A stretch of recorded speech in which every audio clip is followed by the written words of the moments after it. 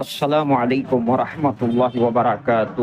امت کی ارتداد کا اصل سبب اور امت کی اجتماعی غلطی۔ حضرت دامت برکاتہم نے بہت قیمتی باتیں ارشاد فرمائے ہیں۔ آپ تمام حضرات پوری بات کو دھیان و توجہ کے ساتھ میں سنیں اور ان تمام باتوں پر عمل کرتے ہوئے نقل و حرکت کے ذریعے سے پوری امت تک پہنچائیں۔ بسم الله الرحمن الرحيم. التهديد على من أقام في الأهل والمال وترك الجهاد.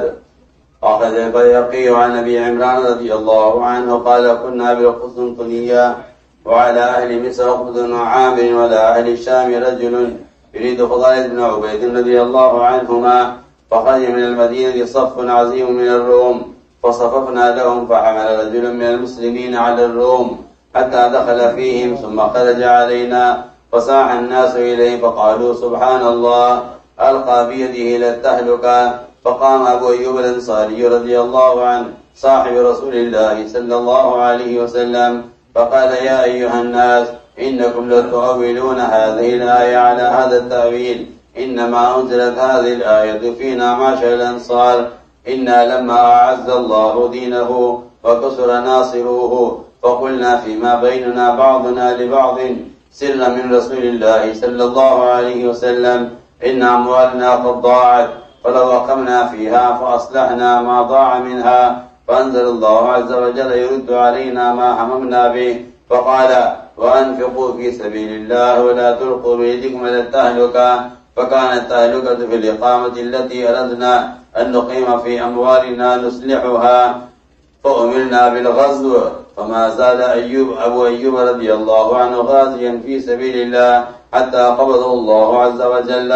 وأخذه أيضا البيهقي عن وجه آخر عن أبي عمران رضي الله عنه قال غزونا المدينة يريد القسطنطينية وعلى الجماعة عبد الرحمن بن خالد بن الوليد والروم ملصقوا ظهورهم بحائط المدينة فحمل رجل على العدو فقال الناس ما لا إله إلا الله يلقي بيده إلى التهلكة.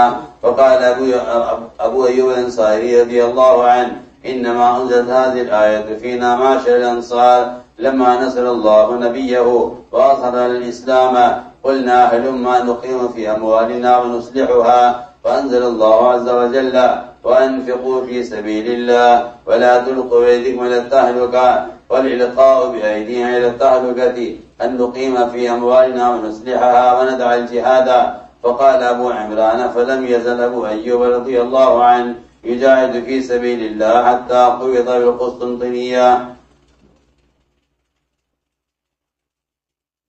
وأخرج أبو داود والترمذي والنسائي عن أبي عمران رضي الله عنه قال حمل رجل من المهاجرين بالقسطنطينية على صف العدو حتى خرقه فمعنا أبو أيوب الأنصاري رضي الله عنه فقال الناس ألقى بيده إلى التهلكة. فقال أبو أيوب نحن أعلم بهذه الآية إنما نزلت فينا صحبنا رسول الله صلى الله عليه وسلم وشهدنا معه المشاهد ونصرناه فلما فشى الإسلام وظهر اجتمعنا معشر الأنصار تحببا فقلنا قد أكرمنا الله بصحبة نبيه صلى الله عليه وسلم ونصره حتى فشى الإسلام وكسر أهله وكنا قد آثرناه على الأهلين والأموال والأولاد وقد وضعت الحرب أوزارها فنرجع إلى أهلنا وأولادنا فنقيم فيهما. فأنزل الله عز وجل فينا وأنفقوا في سبيل الله ولا تلقوا بيدكم إلى التهلكة. فكانت التهلكة في الإقامة في الأهل والمال وترك الجهاد. وأخذه أيضا عبد بن حميد في تفسيره وابن أبي حاتم وابن جرير وابن مردويه وأبو يعلى في مسنده وابن حبان في صحيحه والحاكم في مستدركه. وقال الترمذي حسن صحيح غريب. وقال الحاكم على شرط الشيخين ولم يخرجاه كذا في تفسير ابن كثير.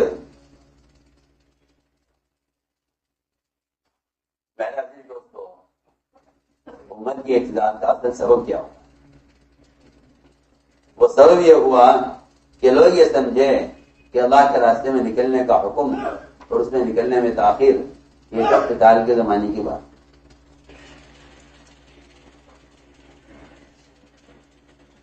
کی امت سے بڑی غلطی ہوئی، اجتماعی غلطی.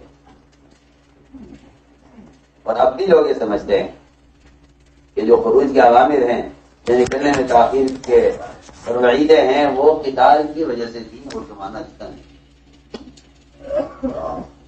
یہ امت کے ارتداد کا اصل سبب ہے. ورنہ غور کیا جائے تو اللہ تعالیٰ قرآن میں جہاں قتال کا شبہ بھی نہیں ہے، وہاں بھی اللہ تعالیٰ قرآن میں بھی اور حدیث میں بھی آپ غور کریں گے کہ ہلاکت کی دھمکیاں ہیں لوگوں کے لیے جو اللہ کے راستے میں نکلنے میں تاخیر کر دیں، یا اللہ کے راستے میں نکلنے میں جو ہے یہ خیال کر لیں کہ بھائی اب تک پھرتے رہے، اب کچھ گھریلو تقاضے ہیں جس کی وجہ سے کچھ عرصے کے لیے اللہ کے راستے کی محنت چھوڑ دی جائے. وہ تو جو لوگ قتال جہاد میں قتال کو محدود کر دیتے ہیں وہ یہ غلطی کرتے ہیں. ورنہ دین کے احیاء کے تمام طریقے جو مسنون ہیں وہ جہاد کیے جاتے ہیں. تمام مسنون طریقے، تمام مسنون طریقے کیا دین کے احیاء کے تمام مسنون طریقے جہاد ہیں. قتال ایک عارض ہے، کوئی شک نہیں ہے. اس کی اہمیت، اس کی فرضیت، اس کی ضرورت وہ اپنی جگہ ہے. لیکن یہ خیال کرنا کہ نکلنے میں تاخیر پر ہلاکت کی دھمکی وہ قتال کی وجہ سے کی، لیکن نفر بذات مقصود ہے. بذات مقصود ہے، نفر بذات مقصود ہے. نفر صرف قتال کے لیے مقصود نہیں ہے،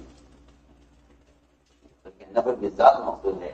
یہ لیکن نفر کا اصل مقصد امت کو افساد سے بچانا اور امت کو جہالت سے نکالنا، یہ خروج نفر کا اصل مقصد ہے.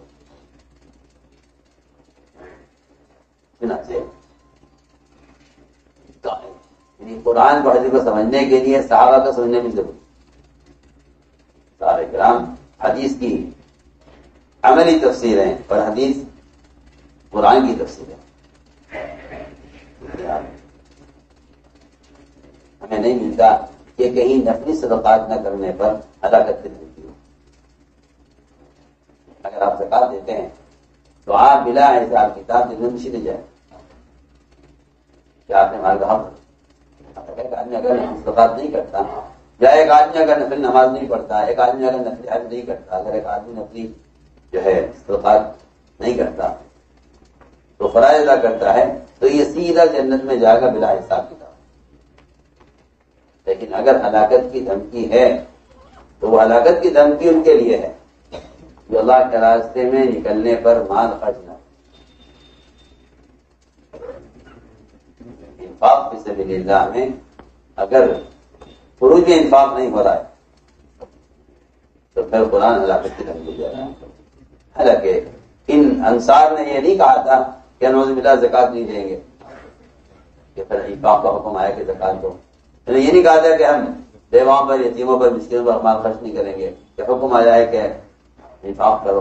انہوں نے یہ نہیں کہا تھا کہ ہم حج نہیں کریں گے تو یہ حکم آیا ہو کہ انفاق کرو.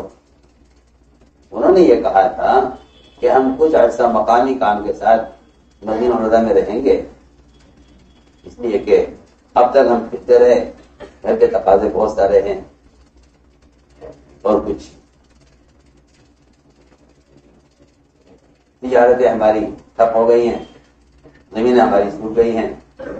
اگر ہم کچھ عرصہ مقامی کام ہے، اس کے بعد مقامی کام کے ساتھ اگر کچھ عرصہ مدینے میں رہیں، کہ نکلنا تو ضروری اس وقت تھا جب اسلام کمزور تھا اور مسلمانوں کی تعداد تھوڑی تھی. اس وقت ہم آپ کے ساتھ ہمیشہ ہر تقاضے پر پھرتے رہے. اب اسلام مسلمان زیادہ ہو گئے ہیں اور عملہ خوب بڑھ گیا ہے. یہ جو لفظ ہے روایت کے اندر وکثر ناصرو، مطلب یہ ہے کہ اب تو عملہ اتنا ہو گیا ہے کہ اگر میں نہیں کروں گا اس تقاضے کو پورا کر دے گا. ابتدا کی بات تھی جب افراد عملہ کم تھا، اب تو عملہ بہت ہو گیا ہے. ادھر انہوں نے یہ ارادہ کیا اور ادھر، اور یہ بھی کہا انہوں نے کہ اب تو کوئی جنگ بھی ہونے والی نہیں ہے کہ جس کے لیے نکلنا ضروری. اب سارے آپ دیکھ لیجئے کہ اس روایت کے اندر، اس واقعے کے اندر، اس واقعے پر غور کیجئے، پھر قرآن کی آیت کو پڑھیے تو پتہ چلے گا کہ اس کے شان نزول کیا کہہ رہا ہے۔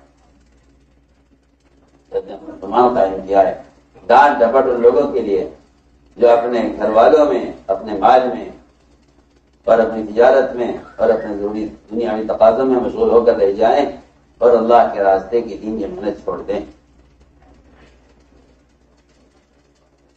چنانچہ فرماتے ہیں کہ روم سے بڑی مشرکین کی ایک بڑا لشکر نکلا، ہم نے ان کے لیے ہم سو بندی کی۔ ہم میں سے ایک آدمی نے، مسلمانوں میں سے ایک آدمی نے روم کی فوج پر حملہ کیا، یہاں تک ان کے صف میں داخل ہو گیا اور پھر نکل آیا۔ اکیلے اس کی حرکت کرنے پر لوگوں نے کہا، لوگ چیخ اٹھے اور لوگوں نے کہا تعجب سے سبحان اللہ، اس نے تو خود اپنے آپ کو اپنے ہاتھوں ہلاکت میں ڈالا ہے۔ رضی اللہ تعالیٰ فوراً کھڑے ہو گئے اور فرمایا، اے لوگوں، تم اس آیت کی تعبیر، اس آیت کی تعبیر غلط کرتے ہو، تم ان کی تفسیر یہ کرتے ہو کہ ایک آدمی اگر دشمن پر حملہ کر دے اور بے سوچے سمجھے اپنے آپ کو خطرے میں ڈال دے تو ہم ہلاکت میں ڈال دیا؟ نہیں،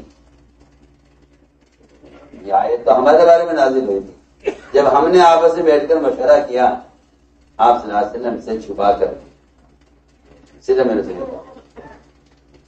ہم نے مشورہ یہ کیا کہ ہمارے بہت سے مویشی ضائع ہو گئے اور ہمارے بہت سے کام دنیاوی رہ گئے، اگر ہم اس وقت ٹھہر جائیں مدینہ میں مقامی کام کے ساتھ اور ہم اپنی ضائع ہونے والی چیزوں کی اصلاح کر لیں، اپنی کھیتی باڑی باغات کو دیکھ لیں، تو ہم نے کچھ عرصے کے لیے مدینہ میں رہنے دے کیا کہ باہر نہیں نکلیں گے۔ اللہ تعالیٰ نے اس آیت کو نازل فرمایا تھا ہمارے اس غلط ارادے کو رد کرنے کے لیے، اور ہماری اس بات کے انکار میں اللہ نے یہ آیت نازل فرمائی۔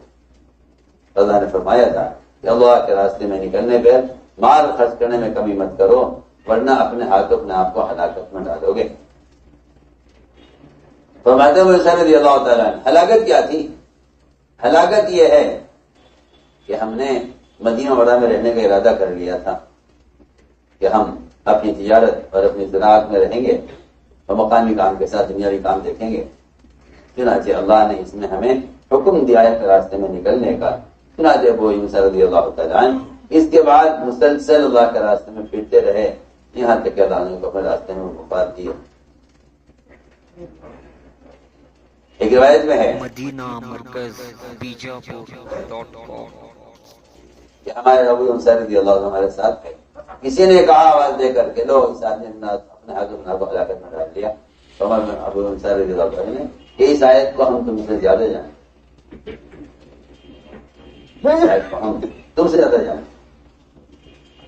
آیت ہمارے بارے میں نازل ہوئی، ہم نے آپ صلی اللہ علیہ وسلم کا ساتھ دیا اور ہم آپ کے ساتھ تمام غزوات میں اور تمام معرکوں میں شریک ہوئے، اور ہم نے سب نے مل کر انصار نے آپ کی مدد کی۔ لیکن جب اسلام پھیل گیا اور اسلام کفر پر غالب آ گیا اور کام مضبوط ہو گیا، تو ہم انصار نے بیٹھ کر آپ صلی اللہ علیہ وسلم کی محبت کے ساتھ کی ہے لفظ اس کے اندر تحبباً، ایسا نہیں ہے کہ ہم نے نعوذ باللہ اللہ کے راستے میں نکلنے سے ہمیں منافقین کی طرح ناگواری ہو، بلکہ آپ صلی اللہ علیہ وسلم سے محبت کے ساتھ ہم نے آپ سے محبت کے ساتھ یہ ارادہ کیا۔ اللہ تعالیٰ نے اب تک ہمیں آپ صلی اللہ علیہ وسلم کی صحبت میں رکھ کر ہمارا اللہ نے ہمیں بڑا اعزاز بخشا ہے آپ کی صحبت کا اور آپ کی مدد کا۔ اب یہاں تک کہ ہماری اس کوشش سے اور اب تک پھرنے سے اسلام پھیل گیا اور مسلمانوں کی تعداد زیادہ ہو گئی، اور ہم نے اپنا اہل، اپنے مال، اپنی تجارت، اپنی اولاد، اپنی بیوی اور بچوں پر آپ صلی اللہ علیہ وسلم کو ہمیشہ ترجیح دی ہے دین کو قائم کرنے کے لیے۔ اب بہت محنت کرنی ہے، اب کچھ وقت کے لیے۔ اور آگے کیا فرما رہے ہیں؟ یہ سب سننے کی بات آگے فرما رہے ہیں وقت وطاعت الحرب اوزارہا، کہ اب کوئی جنگ بھی ہونے والی نہیں۔ یہ نکلنے کا جو اہمیت اور حکم تھا وہ قتال کی وجہ سے تھا۔ خود کہہ رہے ہیں کہ اب تو کوئی جنگ بھی ہونے والی نہیں ہے، جنگوں نے ہتھیار رکھ دیے ہیں، تو کیوں نہ ہم چھیڑ جائیں اپنے اہل میں، اپنی اولاد میں، اور ان میں رہ کر لوگ یہ سمجھتے ہیں اصل میں تبلیغ میں نکلنا دین سیکھنے کے لیے، دین سیکھ لیتے ہیں وہ بیٹھ جاتے ہیں، جو سیکھے ہوئے نہیں ہوتے وہ اتنا نہیں کرتے ہیں کہ کچھ سیکھ لیں، کیوں نکلیں؟ جب دینی سیکھنے کے نکلنا ہے تو کیوں نکلیں؟ دین سیکھنے کے تو بہت بڑا ہے۔ آپ غور کیجیے، ابوبکر صدیق رضی اللہ تعالیٰ نے مدینہ والوں کو خالی کرنے کا جو فیصلہ کیا تھا وہ انہیں دین سکھانے کے لیے نہیں، ان کو زکوٰۃ پر لانے کے لیے بانی نے زکوٰۃ غور کرنا چاہیے ساری عمر۔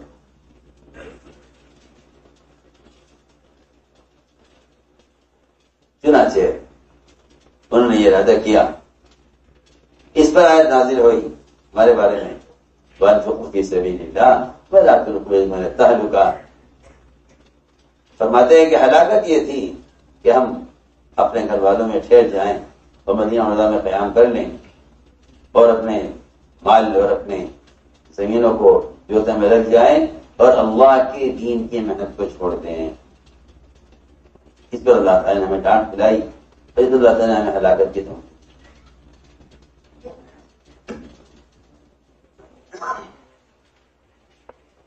اللهم صل على سيدنا مولانا محمد وعلى آل سيدنا مولانا محمد كما صليت على إبراهيم وعلى آل إبراهيم إنك حميد مجيد۔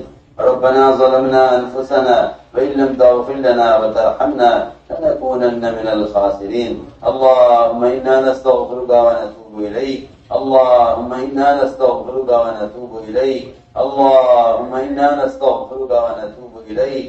ربنا آتنا في الدنيا حسنة وفي الآخرة حسنة وقنا عذاب النار۔ سبحان ربك رب العزة عما يصفون وسلام على المرسلين۔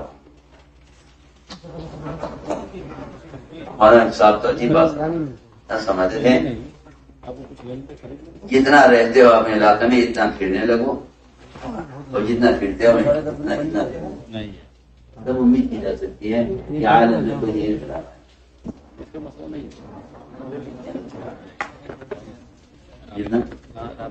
جتنا رہنے لگتا اور جتنا گھر میں رہتے ہو کتنا پھرنے پھر کوئی امید کی جا سکتی ہے کہ شاید دنیا میں کوئی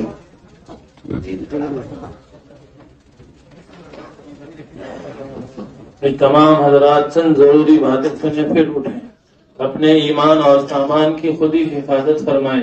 ایمان کی حفاظت کے لیے پوری امت میں چل پھر کر کامل ایمان کی دعوت دی جائے اور ہر کام میں سنتوں کی پابندی کے ساتھ یہ دعا مانگی جائے، اے اللہ ہمارا خاتمہ ایمان پر فرما، جو بھی آپ کا سامان ہے خود ہی اس کی نگرانی فرمائے، موٹا کپڑا بچھائے بغیر نہ سوئیں، فجر سے پہلے اپنے تمام معمولات اور ضروریات سے فارغ ہو جائیں، اب باتیں نہ کریں، سنت کے مطابق آرام فرما لیں۔